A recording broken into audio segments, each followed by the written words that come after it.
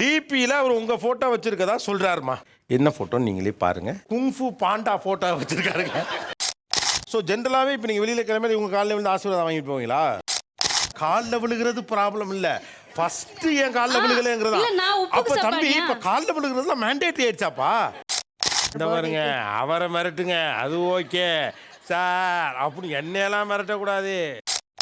நான் ரொம்ப அவுடேட்டடா இருக்கேன்ப்பா, என்னை கொஞ்சம் எஜுகேட் பண்ணுங்க. நான் தானே ஃபர்ஸ்ட் வந்தேன்.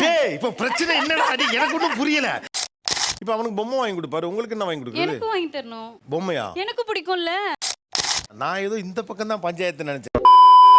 என்னையும் கொஞ்சம் நீ என்ன குழந்தை பிறந்த பிறகு இப்படி இருக்கிற, எனக்கும் செல்லக்கூடிய பிள்ளைக்கு என்னென்னலாம் பண்றியோ அதை எனக்கும் பண்ணு அப்படின்னு கேட்கக்கூடிய மனைவிமார்கள் ஒரு பக்கம் இருக்காங்க. அப்படி பாரு, சூப்பர் சீனரி. பிள்ளைய கொஞ்சம் மாதிரி உன்னையும் கொஞ்சிக்கிட்டுலாம் இருக்க முடியாது. இதெல்லாம் பார்த்து ஒரு பெரிய விஷயமா ஏமா பேசிக்கிட்டு இருக்கேன்னு சொல்லிட்டு அதற்கு பதில் சொல்லி கொண்டு இருக்கிற கணவன்மார்கள் மறுபக்கம். எங்க தலைக்கு எவ்வளவு தில்லு பச்சா, அவர் குழந்தைக்கு கொடுக்குற என்ன செல்லத்தை கொடுக்கணும் நீங்க எதிர்பார்க்கறீங்க? ஒரு நல்ல விஷயம், ஏதாவது ஒரு பொங்கலோ நியூ இயரோ ஏதோ சம்திங் ஸ்டார்ட் பண்ணும்போது என் ஃபேஸை பார்த்து அதை நான் மங்களகரமா இருக்கேமா உன்னைய பார்த்து அப்படி இப்படி இப்படி மகாலட்சுமி மாதிரி இருக்கே மாதாவே, இந்த ஆட்டோ முன்னால வந்து நின்னு என்ன வழி அனுப்பி இதாகி. இப்போ பார்த்தா ஒரு ஏதோ ஒரு ஃபங்க்ஷன்னா அவங்க பையன் காலில் உளுந்து ஆசீர்வாதம் பண்ணுப்பா என்னைய.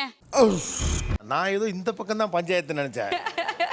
நீ சிரிக்காத ஆத்தா, நாங்க போறதுக்கு அப்புறம் உங்களோட காட்டுக்குள்ள உட்கார்ந்து சரி நின்னுட்டு சரி சிரிவா சரின்னு சரி. பஞ்சாயத்தை இந்த பக்கம் தான். டைட்டில் நீங்க திலீபன் மாத்தி இருக்கணும். விதவிதமாக கோமாளித்தனம் செய்யும் அப்பாக்கள், வெறுப்பாகும் மனைவிகள். பையன் காலில் விழுந்துருவீங்களா?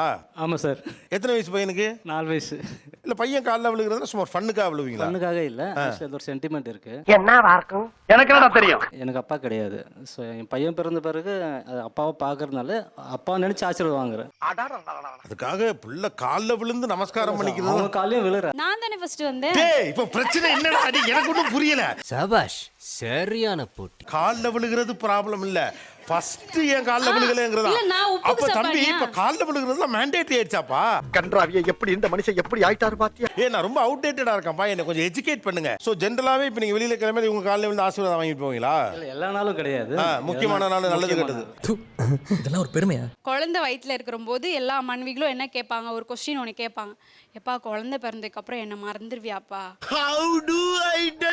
இல்லம்மா நீ தான் எனக்கு குழந்தை அப்படின்னு சொல்லுவாங்க. இப்போ அவனுக்கு பொம்மை வாங்கி கொடுப்பாரு, உங்களுக்கு என்ன வாங்கி கொடுக்குறது? எனக்கு வாங்கி தரணும். பொம்மையா? எனக்கு பிடிக்கும்ல. நீங்களா யாருடா? ஃபர்ஸ்ட் எனக்கு தான் வாங்கணும். எனக்கு வாங்குறதுனால சரி ஓகே குழந்தையும் ஆசைப்படுவாங்க. நீங்க இது ரிவர்ஸ்ல நடக்கணுங்கிறீங்க. அதாவது உங்களுக்கு வாங்கணும், பையன் கோச்சுப்பானேன்னு அவனுக்கு ஏதாவது வாங்கி கொடுக்கலாம். ஹஸ்பண்ட் மெட்டீரியலா பாக்குறத விட ஒரு ஃபாதரி மெட்டீரியலா பாக்குறேன்.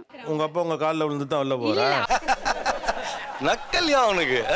பையன் தான் ஃபர்ஸ்ட் ப்ரையாரிட்டியா ஆயிருவானோ, அந்த அந்த என்கிட்ட இருந்த அந்த பாசம் எல்லாம் அவங்கிட்ட போயிருமோ. யாரா இவனுங்க, எங்கிந்திரா வந்துக்கிறானுங்க? சின்ன சின்ன விஷயங்களா தான் இருக்கும், ஆனாலும் அது வந்து போயிடக்கூடாதுன்னு நான் வந்து இப்படி போராடுறேன். உங்க 2 பேருடைய ரத்தம் அந்த பிள்ளைக்கு போறதுல உங்களுக்கு என்ன அவ்வளோ மனசங்கடம்? சொல்றேன், மக்களுக்காக சொல்றேன். என்னவோ தெரியல, நானும் அவங்களோட குழந்தை மாதிரி எனக்கு ஃபீல் ஆகுது. நானும் அவங்கள வந்து ஒரு அப்பா மாதிரி ஒரு பாக்குறேனோ அப்படிதான் எனக்கு தோணுது. என்ன கொடுமை சரவணன்.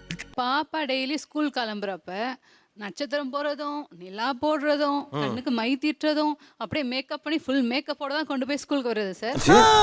நான் கிளம்பி நானா வாலண்டியரா போய் நல்லா இருக்கான்னு கேட்டா ஓகே அப்படின்னு சொல்ல வேண்டியது சார். குழந்தைக்கு நல்லா இருக்கு சார் அது மாதிரி பண்றதுக்கு. சாம்பார் அப்ப எனக்கு. பட் அவங்க ட்ரெஸ் அப் பண்ணிட்டு நல்லா இருக்கான்னு கேட்குறப்ப ஒரு ஆர்வமா நீங்க நல்லா இருக்கு நல்லா இல்லை அப்படின்னு எப்பவுமே நல்லா தான் சார் இருக்கு. திரும்ப சொல்லிட்டே இருக்கணும் நல்லா இருக்கு நல்லா இருக்குன்ட்டு. ஏய் உன்னை தெரியும்டா எனக்கு, என்னென்ன வேலைக்கு எப்படி எப்படி முடிய டைப்பா மாத்துவேன்னு எனக்கு தெரியும். அங்கதான்டா இருக்கு இந்த ஸ்டேட் பாண்டியோட ட்விஸ்ட். பைக்ல போனோம் சார், கொடை எடுத்துட்டு போனோம். கொடை சரி இது கொஞ்சம் வண்டியை ஸ்லோ பண்ணுங்கன்னு சொன்னாங்க சார். என்னது சாரி கட்டிட்டு வந்தியா அப்படின்னு கேட்குறேன். நான் என்ன போட்டிருக்கோம் கூட பார்க்கலங்க sir. What bro, it's very wrong bro. குழந்தை பிறந்த பிறகு இவங்களை ரசிக்கிறது, கவனிக்கிறது, அல்லது நாள் அழகா இருக்கேன்னு சொல்றது, இது எல்லாத்தையும் நீங்க நிறுத்திட்டீங்க அப்படிங்கிறதா நீங்க சொல்ல வருது இல்லையா? என்ன பண்றது? நல்லா இருக்கு அப்படின்னு சொல்றது அவங்க அக்செப்ட் பண்ணிக்க முடியலையோ நம்புற மாதிரி இருக்குதாங்க சார் இதெல்லாம். எனக்கு இல்லதாம்மா, நடுநிலையோடு நான் இருக்கணுமா இல்லையா? கல்லஞ்சக்காரன் அவ்வளவு நேரம் கதறானே கரைறானா. ஆனா முன்னால அப்படி சொல்ற டைப்பா? முன்னாலையுமே கொஞ்சம் ஓகே அப்படி பார்க்கவா செய்வாங்க சார். சரி ட்ரெஸ் பண்ணும்போது கொஞ்சம் ஹெல்ப் பண்ணுவார், அதாவது பண்ணுவார். இப்போ முழு கவனமும் குழந்தைய ட்ரெஸ் பண்றது, பையனுக்கு ட்ரெஸ் அயன் பண்ணி கொடுக்கறதுலயே தான் சார் இருக்கிறது. புள்ள என்ன படிக்கிறாப்புல?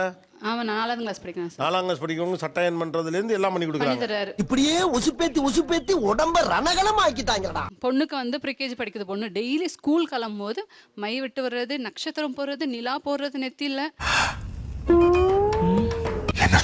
அதெல்லாம் பொறுமையாக காலையில் வரைஞ்சி எல்லாத்தையும் கொண்டு போய் கொடுத்தா, நான் ஏதாவது போட்டால் எங்கே வந்து ஒழுங்காக போடாமல் போயிடுவானோன்னு சொல்லி நானே போட்டுருவேன்னு சொல்லி அவரே போட்டு விட்டு அவரே தலை சீவி அனுப்பிவிடுவாங்க சார்.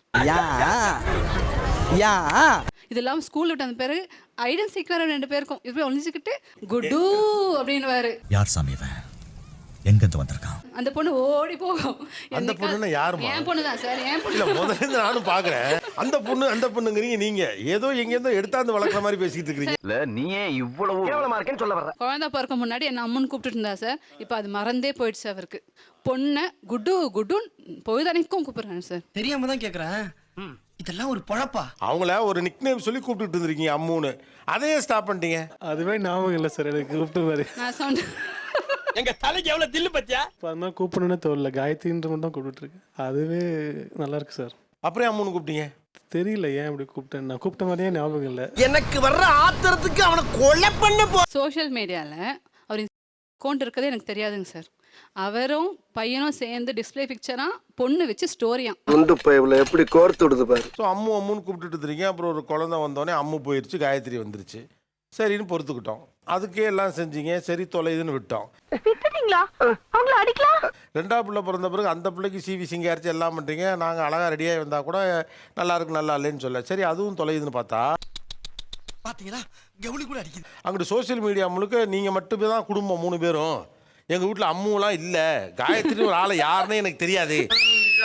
தேவையில்லாத ஐடியாலாம் கொடுத்துட்டு நம்மளை இறக்கி விட்டு படிக்க பார்க்கறானே. ஃபேமிலியாக பிக்சர் வச்சிருக்கேன் நான். டிபியில் அவர் உங்கள் ஃபோட்டோ வச்சிருக்கதா சொல்கிறாருமா. என்ன ஃபோட்டோன்னு நீங்களே பாருங்க. அவனை மாட்டாடா என் பம்பர கட்ட மண்டையா. குங்ஃபு பாண்டா ஃபோட்டோ வச்சிருக்காருங்க. வச்சுட்டு டிபியில் உங்கள் ஃபோட்டோ வச்சிருக்கேன்னு வேற சொல்கிறாப்ல. ஆனால் என்னன்னே தெரியலங்க, உங்கள் நினப்பு வந்தால் இந்த ஃபோட்டோவை போட்டுறாருங்க அவரு. பேசிக்காக என்னன்னு கேட்டா, அம்முன்னு என் பின்னாலே வந்தீங்களே, அம்மு காயத்ரி ஆனால் இப்போ ஆளே சீனில் இல்லை. இல்லை பிக்சரில் தான் இருக்காங்க. அவங்க பிக்சரில் தான் இருக்காங்க. எப்படி சிக்கிரிக்கம் பாத்தியாப்பா? இன்னும் டச்சில் தான் இருக்காங்க சார். அம்மா என்னம்மா இது? ஒன்றும் புரியல. டச்சில் தான் இருக்காங்க. என்னங்க எனக்கு ஒண்ணுமே புரியல. அதுதானப்பா எனக்கும் புரியல. ஒன் டே வந்துட்டு பாப்பா நான் கிளம்பிட்டு இருந்தோம். பாப்பா ஒரு டிஷர்ட் போட்டாங்க, பேண்ட் எடுத்தாங்க. அந்த பேண்ட் வந்துட்டு கொஞ்சம் லூஸா இருந்துச்சு சார். அப்படியா? பாப்பா வந்துட்டு எனக்கு அதுதான் வேணும்னாங்களா. அவங்களுக்கு வந்து மிஷின் தைக்கவே தெரியாது சார். ஆனா நேரத்துல போயிட்டு மிஷின் தச்சுட்டு வந்து அதே பேண்ட்டை தான் சார் போட்டு விடுறாங்க. பெரிய விஷயம். அதே மாதிரி வந்துட்டு இவங்க சமையல் கட்டு பக்கமே வரமாட்டாங்க சார். எதுவுமே பண்ண தெரியாது. அசிங்கப்படுத்துற, இன்சல்ட் பண்ற. எப்பவுமே பாப்பாவுக்கு வந்துட்டு பர்த்டே வரப்பெல்லாம் வந்துட்டு நைட்டு மறுநாள் கேக் கட் பண்ணுவோம் சார். நைட்டு வந்துட்டு அந்த கேசரி கேக் மாதிரி பண்ணுவேன் சார். சும்மா 12 o'clock மட்டும் கட் பண்ணிப்போம் ஒரு கேண்டில் வச்சு. இது நல்ல விஷயம் தானே. அது மாதிரி வந்துட்டு இயர்லி பண்ணுவேன். இந்த லாஸ்ட் இயர் வந்துட்டு நான் பண்ணல.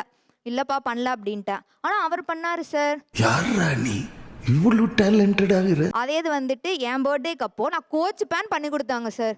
ஆனா ஒண்ணு, இவங்க பண்ணலைன்னா இவங்களை என்ன பண்ணுவீங்கன்னு எனக்கு தெரியல.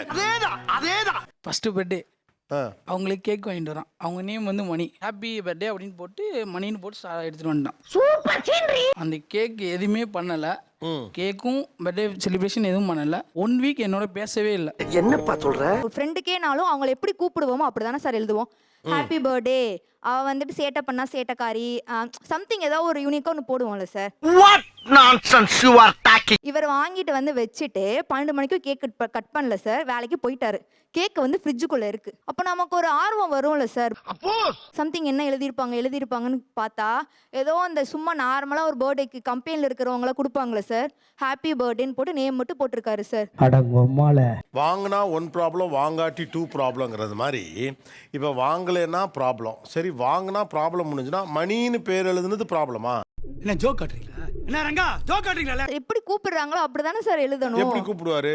மணிமா ஏன்னா தங்கம்மா அந்த மாதிரி சம்திங் கூப்பிடுவாங்க. தங்கம் அந்த மாதிரி எழுதாம ஒரு நேம் மட்டும் போட்டு வச்சிருக்காரு சார். ஏய் நீங்க எல்லாம் பைத்தியமாடா நீங்க? மெண்டலா? அம்மு புருஷன் தான் கரெக்ட். ஏன்னா இதெல்லாம் சொல்லி பழக்கி அப்புறம் ஏன் அம்முன்னு எழுதல இன்னும் பர்த்டே வாங்கி ஹாப்பி பர்த்டே மணின்னு எழுதிட்டாரு. எங்க மக்கள் பாவம் சார். இல்ல சார், அவர் மூளை வந்துட்டு இந்த மாதிரி சர்ப்ரைஸ் பண்றதுக்குலாம் ப்ராசஸிங் ஆக மாட்டேங்குது சார். ஆனா குழந்தைங்களுக்கு மட்டும் கரெக்டா அது எப்படி சார் வருது?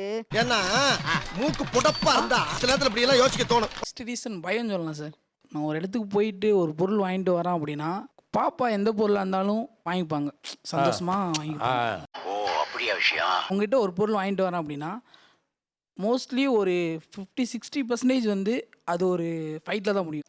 ஓ அப்படி ஒரு வியாதி அவனுக்கு. அதனால அவங்க என்ன பண்ணுவோன்னா அவங்களுக்கு ஃபோன் போட்டு கேட்பேன், என்னம்மா வேணும் அப்படின்னு கேட்பேன். அதுக்கும் ஒரு ஃபைட் கிரியேட் பண்ணுவாங்க. ஃபோன் போட்டு நான் சொன்னாதான் வாங்கிட்டு வருவீங்களா அப்படின்னு ஒரு ஃபைட் கிரியேட் பண்ணுவாங்க. 200 பெரியார் இல்ல 400 பெரியார் வந்தாலும் முடியாதுடா. எதுக்கு உங்களை திருத்துறதுக்கு. சார் நான் ஆக்சுவலா கேட்டாங்க சார் இந்த பாருங்க அவரை மிரட்டுங்க, அது ஓகே சார். அப்படி என்னையெல்லாம் மிரட்டக்கூடாது. ஆளை பார்த்தா டம்மி பீஸா இருக்க, பயங்கரமான ஆளா இருக்கேடா. என் குழந்தைங்க நான் ஒன்று வாங்கிட்டு போனேன்னா அது எக்ஸைட் ஆகுது, சந்தோஷப்படுது. அந்த சந்தோஷம் பார்க்குறப்ப எனக்கு சந்தோஷம் வருது. ஆனால் மணிக்கு ஏதாவது வாங்கிட்டு போனேன்னா மணி அதில் நொட்ட சொல்லுது. சார் பூ கூட பூ வேணுமான்னு கேட்டு தான் சார் வாங்கிட்டு வருவாரு. ஆமாம்மா, ஏன்னா நீ மல்லிகைப்பூ வாங்கிட்டு வந்தா நீ ஏன் முல்லைப்பூ வாங்கல? வரவங்க ஒரு பூ கடையில் வண்டி நிறுத்திட்டான். பூ வேணுமா அப்படின்னு கேட்டான். வேணாம் அப்படின்னாங்க. அவர் இறங்கி வாங்குமா அப்படி சொன்னா பரவாயில்ல சார், பூ வேணுமா? இல்ல புரியல. அதான் நான் வீட்லயே சொல்லிட்டேன்ல, அதே வேணுமான்னு ஏன் நீங்க கேக்குறீங்க? எல்லாருமே சார் வேணுமா, இது வேணுமா வாங்கிட்டு தான் வந்தாதான் என்ன? ஐயோ சாமி. ஒரு பொருள் உங்களுக்கு சுதந்திரமான மனசோட அவரால் வாங்க முடியல, அதுவும் பதட்டம் தானே. அதையும் நீங்க அண்டர்ஸ்டாண்ட் பண்ணணும்ல.